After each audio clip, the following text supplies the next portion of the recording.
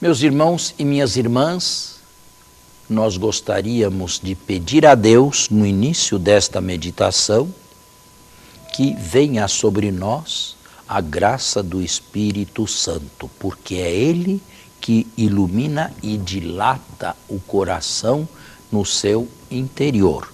É Ele que nos faz compreender e saborear o que vem de Deus.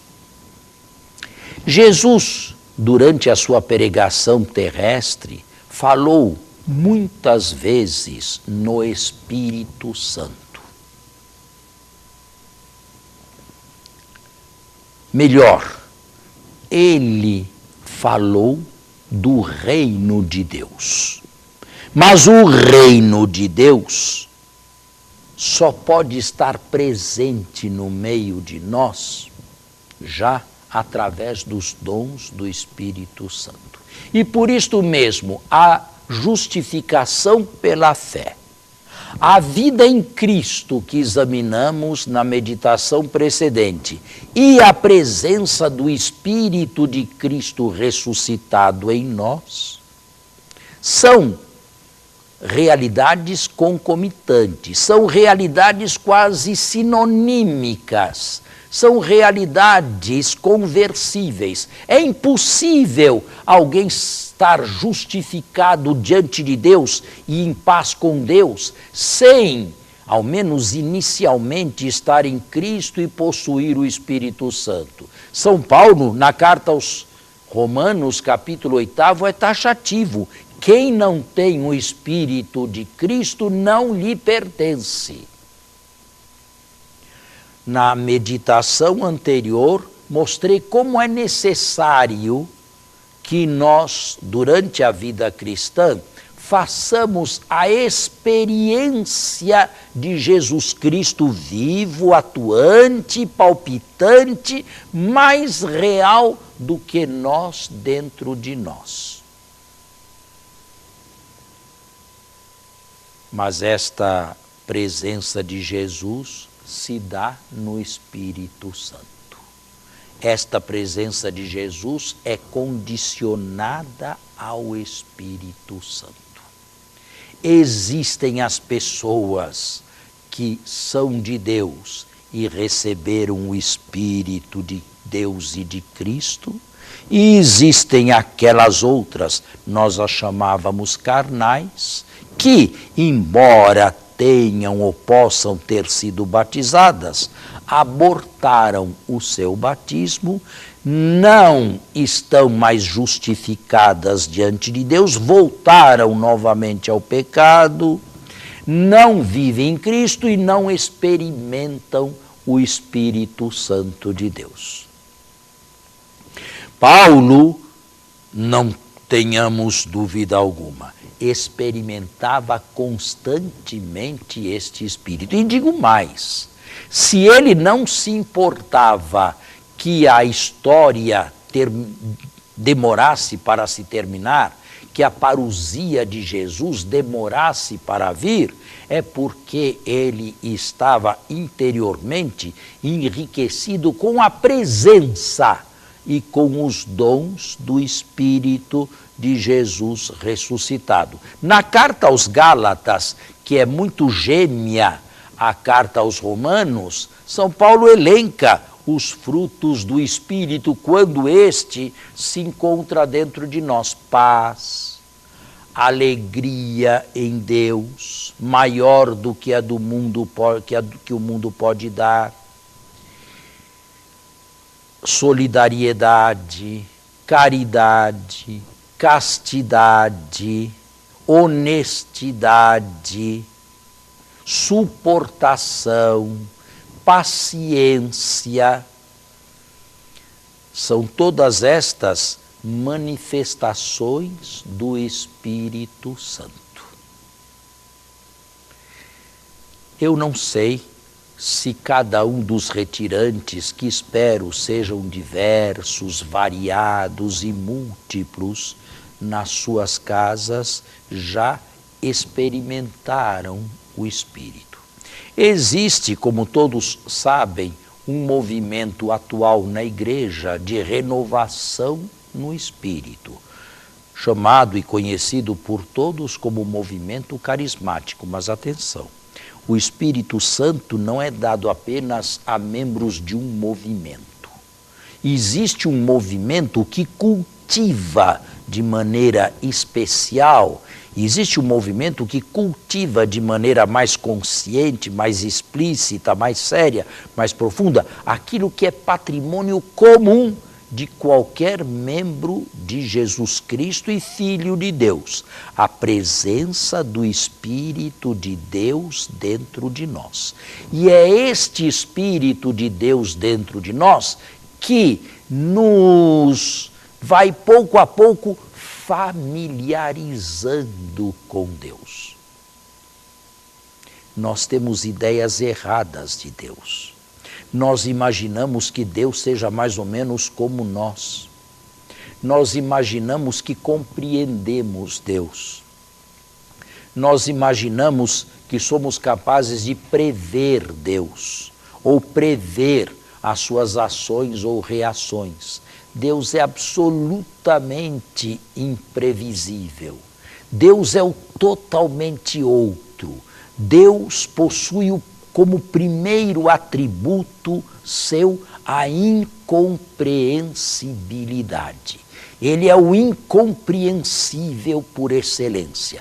Não é verdade, não é certo falar que eu sou familiar de Deus no sentido de conhecer profundamente Deus como posso conhecer uma pessoa qualquer de meu relacionamento familiar ou não.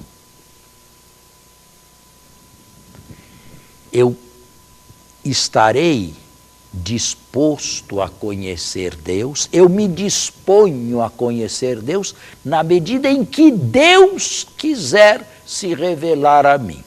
E Deus se revela a mim em Cristo ressuscitado no Espírito Santo.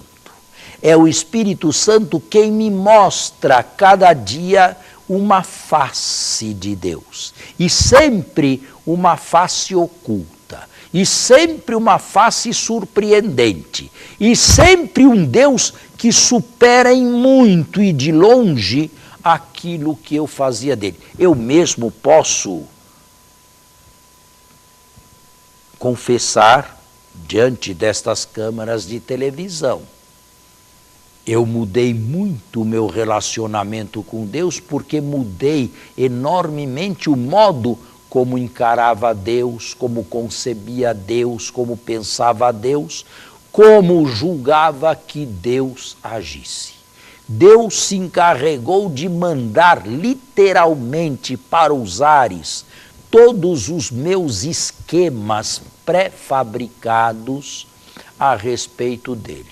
Deus se encarregou pessoalmente de me despojar de todas as certezas que eu tenho dele.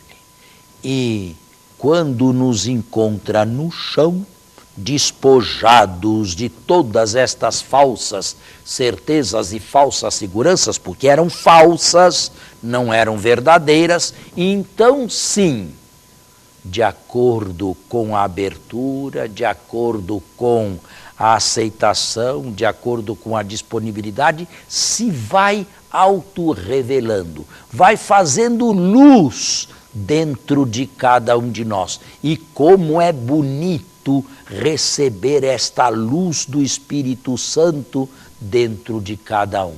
Como percebemos então que não a tínhamos? Um exemplo claro.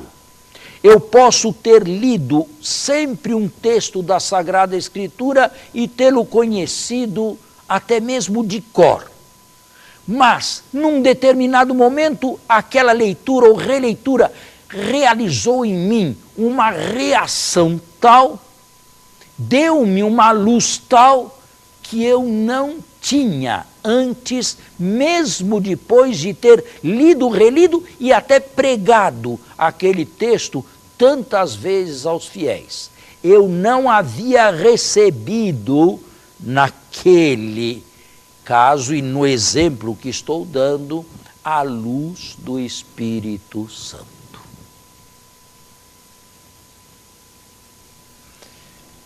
É evidente Em primeiro lugar, ele nos despoja daquilo que não é Deus.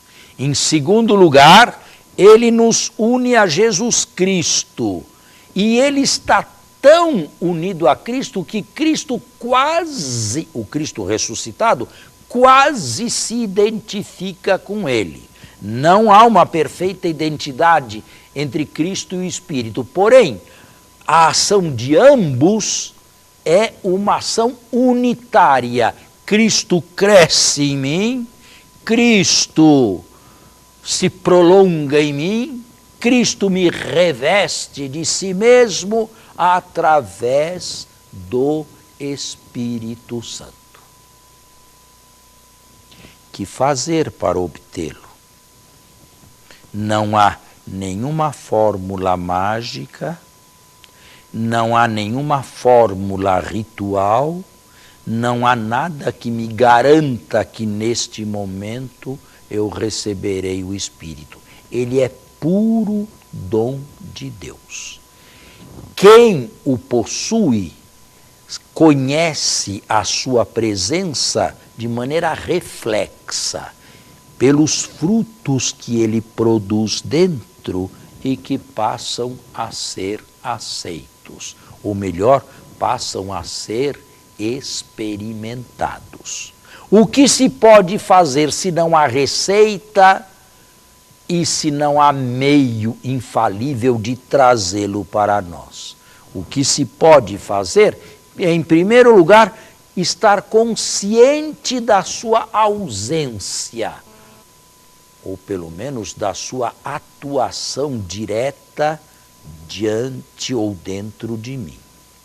Em segundo lugar, o que se pode fazer é rezar. Rezar despidamente a Deus, diante sempre da imagem de Jesus Cristo crucificado, e pedir a Deus que, honrando a paixão de Jesus, conceda-me o que eu, por minhas forças e por meus merecimentos, jamais chegarei a obter. O dom que é o Espírito Santo de Deus. É este Espírito Santo que torna cristãos fervorosos. É este Espírito em que inabita o coração que torna os cristãos alegres na vida evangélica. É a presença dele que os torna missionários e desejosos por todos os meios de comunicá-lo aos demais. É ele quem nos faz esperar pacientemente pelos horários de Deus, pelo relógio de Deus, pelos momentos de Deus. É ele quem suscita no coração de cada um de nós aquela oração que nós não sabemos rezar, mas que Deus espera que rezemos, porque as mais das vezes existe também divórcio entre Deus e as nossas orações. O que pedimos não é o que Deus nos quer dar, e o que Deus nos quer dar não é o que nos interessa, não é muitas vezes o que pedimos e aquilo no qual vemos nossa realização e nossa felicidade. O Espírito nos ajuda a interceder de acordo com Deus, e Deus espera esta oração para conceder àquele que para tanto se preparou aquilo que desejava. Tudo isto se dá no Espírito Santo. Nós podemos dizer numa única palavra: sem o Espírito Santo, que é a presença atuante de Cristo glorificado em cada um de nós, não existe vida cristã.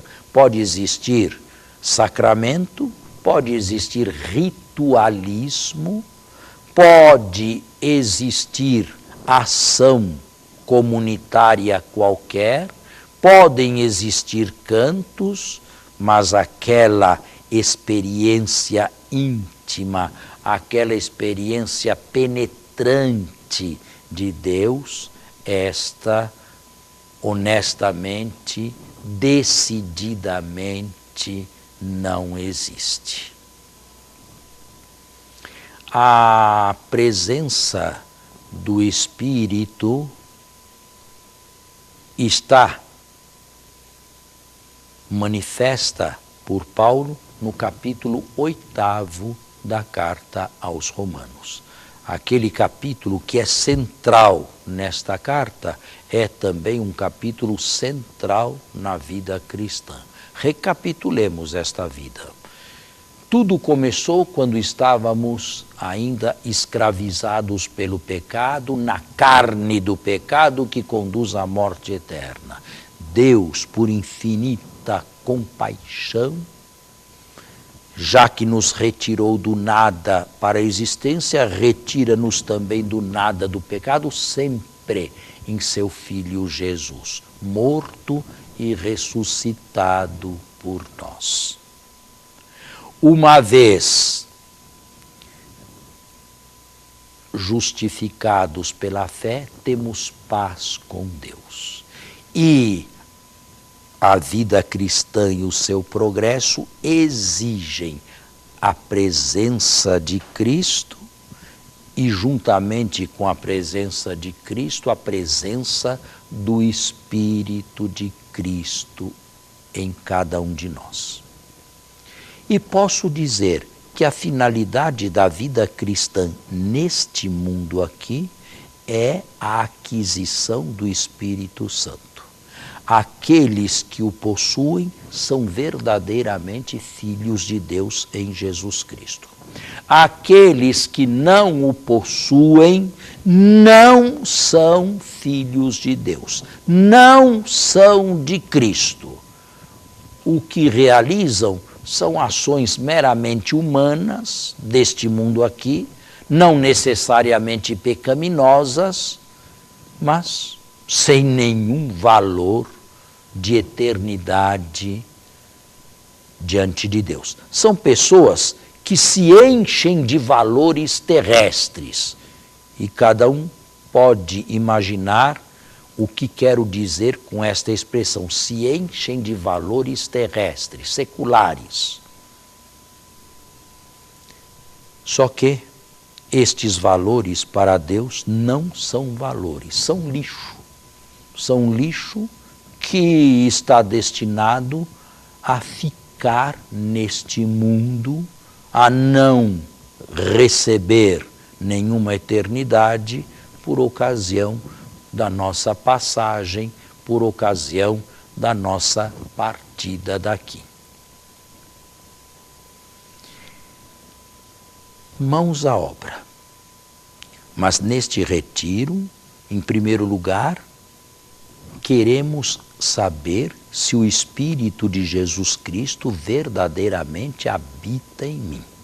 Se habita em mim pelos efeitos que traz, e eu os mencionei, não é preciso repeti-los, eu posso concluir que sou de Cristo e de Deus e que a vida cristã que se iniciou com o batismo e a justificação pela fé, realmente está caminhando, está crescendo, está amadurecendo e mais, está dando frutos próprios. Está dando frutos de vida cristã, frutos que vêm de dentro, bem diferentes de frutos externos, bem diferentes de frutos artificiais. É uma árvore que pouco a pouco frutifica, bem diferente de uma árvore de Natal, muito enfeitada de fora, mas nada daquilo vitalizado, nada daquilo vivo, nada daquilo vindo de dentro daquela própria árvore. E assim nós estamos caminhando com Paulo. Existem os turistas que procuram repetir as andanças de Paulo. Neste retiro quisemos ser um pouco mais profundos do que o simples turismo. não repetir geograficamente os passos, mas repetir em nós e na nossa vida aquilo que estava presente e era atuante na vida e na pregação missionária de Paulo. Não nos esqueçamos, Paulo elenca quase que estoicamente os seus sofrimentos nos capítulos 11 e 12 da segunda carta aos Coríntios. Nós ficamos admiradíssimos de saber que um homem foi capaz de sofrer tantas privações, tantas cruzes, tantas chagas por causa de Jesus Cristo. Mas o que fez com que Paulo superasse tudo isso? Ele mesmo afirma que ele era fraco, ele mesmo afirma que tinha um espinho na sua carne. Mas se ele pôde superar tudo, é porque ele tinha paz e tranquilidade e alegria e convicção do que fazia no Espírito Santo. As nossas comunidades possuem muitos cristãos e muitas cristãs. É difícil para nós distinguir ali quem é quem. É claro que o que eu estou falando aqui entra, de certa maneira, no mundo do imponderável.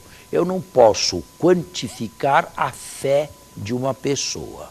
Eu não posso quantificar a sua esperança e também não posso quantificar a sua caridade. Da mesma maneira, eu não posso quantificar quanto de Cristo possui, quanto de Cristo vive e quanto de Espírito de Deus carrega dentro de si. São valores não quantificáveis, mas, repito, indiretamente, pelos frutos reflexos, pela vida de uma determinada pessoa, mais pela vida até do que pelas palavras, se pode chegar a uma conclusão moralmente certa. Aquela pessoa é de Deus ou aquela pessoa não é de Deus. Aquela pessoa fala segundo Deus ou aquela pessoa não fala segundo Deus. Queria terminar esta meditação perguntando se nós somos capazes de discernir as diversas opções que temos, muitas vezes, diante dos olhos. Quando se trata de um mal vistoso ou de um bem vistoso, é fácil banir o mal e ficar com o bem.